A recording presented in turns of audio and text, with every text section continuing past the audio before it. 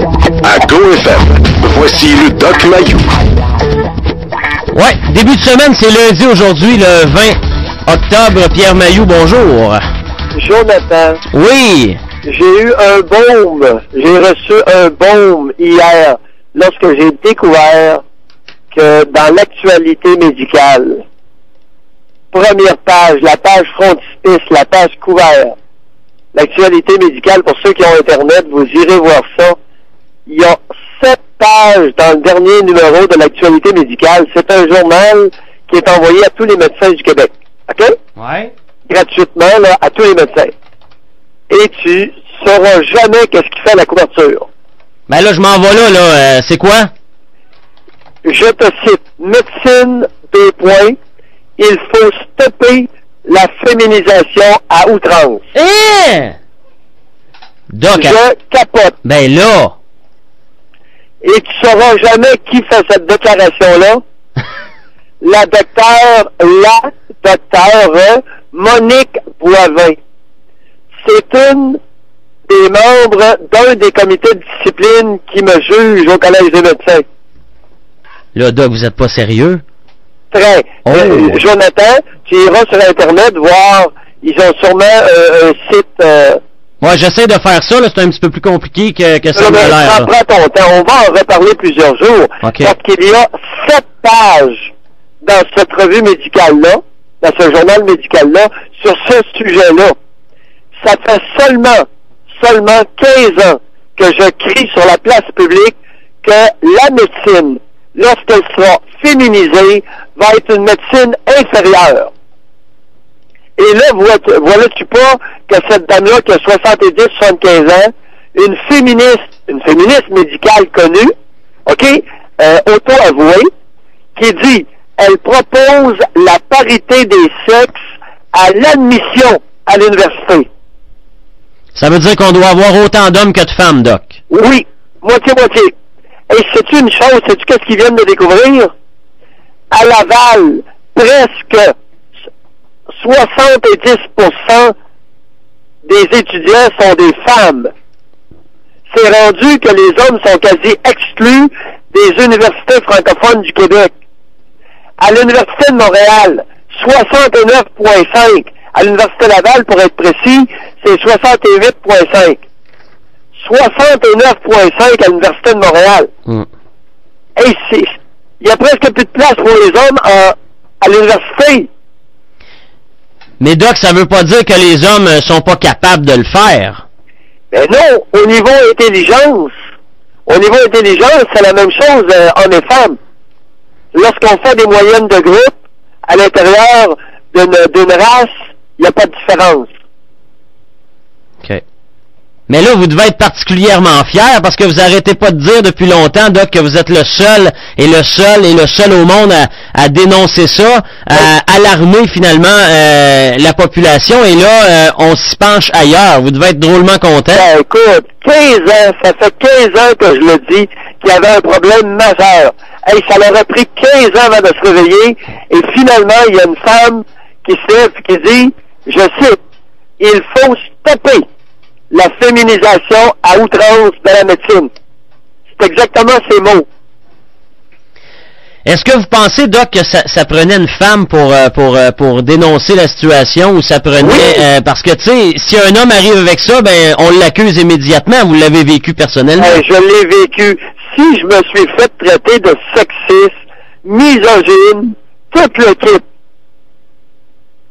je me suis fait traiter de tous les noms. Je recevais ça dans des courriels, là, puis dans des fax. Mais mon Jonathan. Écoute, il y a des individus qui sont avant-gardistes, qui voient dans les autres. Et je l'avais vu il y a 15 ans, minimum. C'est tout enregistré, ça s'est cassé. Ouais. Je te faisais des sorties tonitruantes. Alors, Jonathan, ce que je te suggère, là, d'abord d'aller lire ce qui est écrit, c'est assez long à lire, il y a 7 pages par différentes personnes, ouais. Okay, toutes sortes de points de vue. Les recteurs d'université sont interpellés. Alors, c'est un gros débat qui s'en vient, là. OK. C'est gros. Mais là, répétez-moi le nom de cette doc... Monique Boivin. Monique Boivin. Alors, il s'agit simplement d'appeler au Collège des médecins et tu devrais avoir son numéro de téléphone. Bon, mais excellent, ça va être fait, Doc. Oui, un peu. Et là, il faut absolument interpeller le président du Collège des médecins du Québec, qui a dormi au gaz là-dessus, et lui demander, le grand Yves Lamontagne, c'est Yves, c'est quoi cette affaire-là? Il y a une dame qui se lève, une médecin, qui dit, il faut stopper la féminisation à outrance. Où étais-tu pendant les 10 dernières années, mon Yves, pendant que Mailloux hurlait sur la place publique que c'était pas correct? Mais oui, c'est pas comme s'il y avait personne qui le disait, tu sais, il y avait le malade à Mailloux qui, chaque jour, en parlait. Oui, j'en ai parlé souvent. Au moins une fois par 2 semaines. Minimum 2 fois par mois pendant 15 ans. OK. Où je faisais une sortie.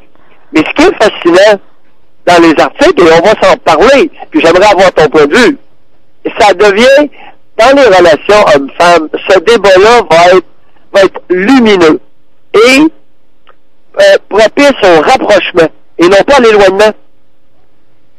C'est la première fois que j'entends une dame respectueuse du masculin. Première fois de ma vie à 59 ans. Sais-tu qu'est-ce qu'elle dit?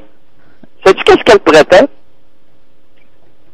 Pour dispenser des soins médicaux, d'après elle, les femmes pas trop de problèmes. Sais-tu où elle voit le problème? Non, à quel endroit? L'avancement de la médecine. Oh! Et Dieu sait que c'est important?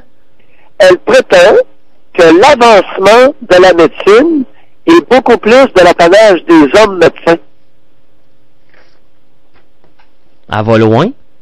Elle va loin. Qu'est-ce que Mailloux disait? Mailloux disait depuis 15 ans, faites attention, on s'en va vers une médecine russe. La médecine russe est dispensée à 85%, 90% par des femmes. C'est une médecine inférieure parce qu'elle n'avance pas. Mailloux vous a dit ça, là, à tout. Prenez les enregistrements et écoutez-le. Non, c'est clair. J'ai pas besoin de sortir aucune cassette, aucun enregistrement. Doc, c'est votre discours depuis que vous êtes collaborateur chez nous. Ça va faire 3 ans maintenant. Les Russes l'ont démontré que lorsqu'on féminise la médecine, je ne sais pas pourquoi, ça n'avance plus, c'est stagnant. Et, sérieux, ça va loin. La docteure Boivin va même jusqu'à dire que lorsqu'elle sera bien féminisée, la médecine au Québec va être comme les sciences infirmières. Oh! Elle est pas fine! Mais est-ce que on sait pourquoi elle a attendu si longtemps, Doc? Ou elle vient? Aucune idée. Elle vient de le réaliser? Ou? Ouais, tout ce que je te dis là, c'est que je l'ai vue, elle siégeait elle était un des 3 membres d'un des 4 comités de discipline devant lesquels j'ai comparu au Collège des médecins. C'est tout ce que je peux dire. Et, compte tenu qu'elle siégeait sur le comité, et qu'elle était un des 3 membres, qu'elle n'était pas présidente, je l'ai à peu près jamais entendu parler. OK. Tu comprends? Elle était là, elle prenait des notes. Donc, elle me jugeait. Ouais, vous avez aucune idée qu'est-ce qu'elle a pensé de vos propos, finalement? Aucunement. OK, parce que là, elle est comme d'accord avec vous et pas à peu près, là. Là, et c'est l'anglicisme que j'aime. Une dame, écoute, une féministe médicale, une médecin qui dit « Il faut stopper la féminisation à outrance de la médecine. » Stopper! J'ai aimé le mot « stopper ». Aïe, aïe, aïe. C'est gros, Jonathan. Et pour vous, c'est pas loin d'un orgasme? 15 ans, Doc. Pardon? J'ai dit pour vous, c'est pas loin d'un orgasme. 15 ans que vous avez que vous répétez le même disque. Et c'est un grand débat.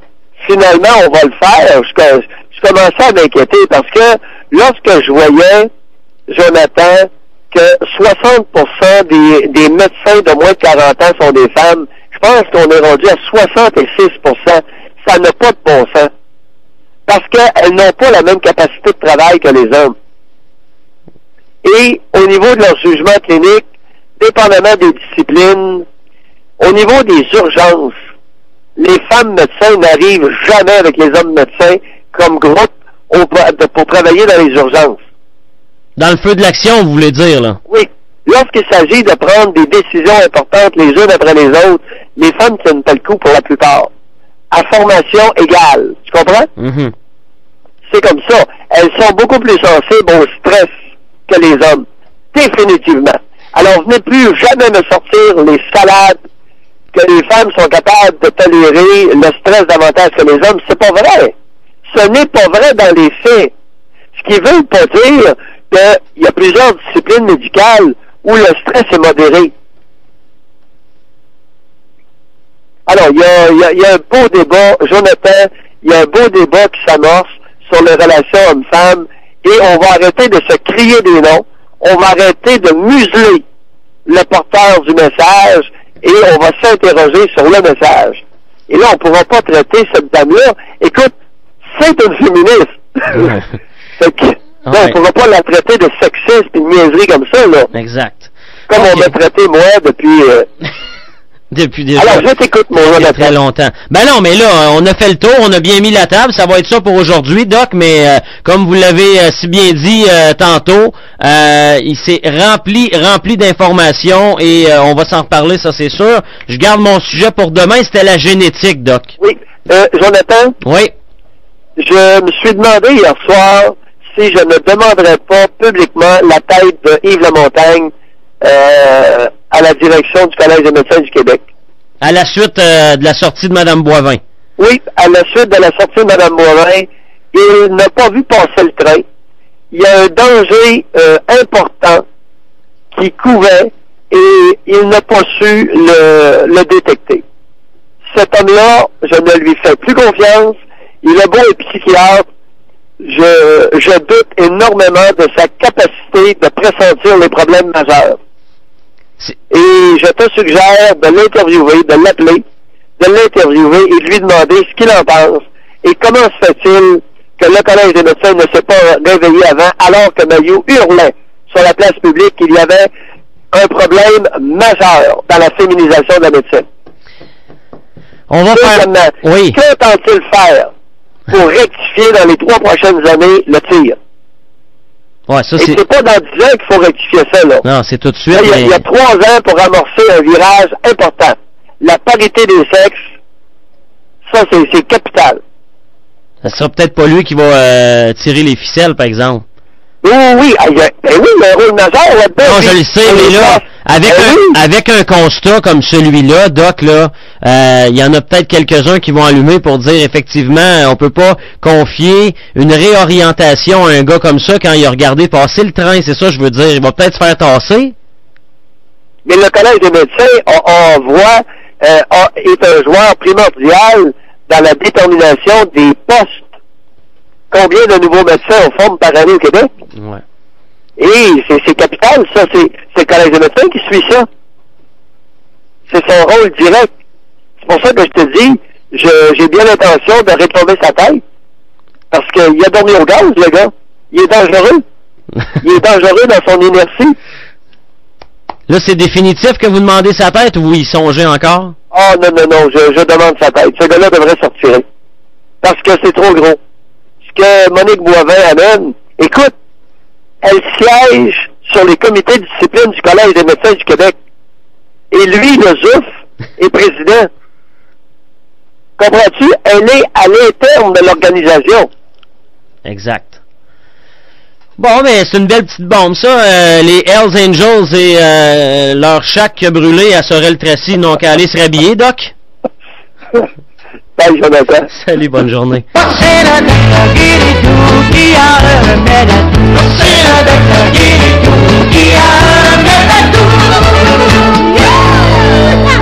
Le Doc Mayou, du lundi au vendredi à 8h05 et 17h45. À GoFM, Latitude Rock.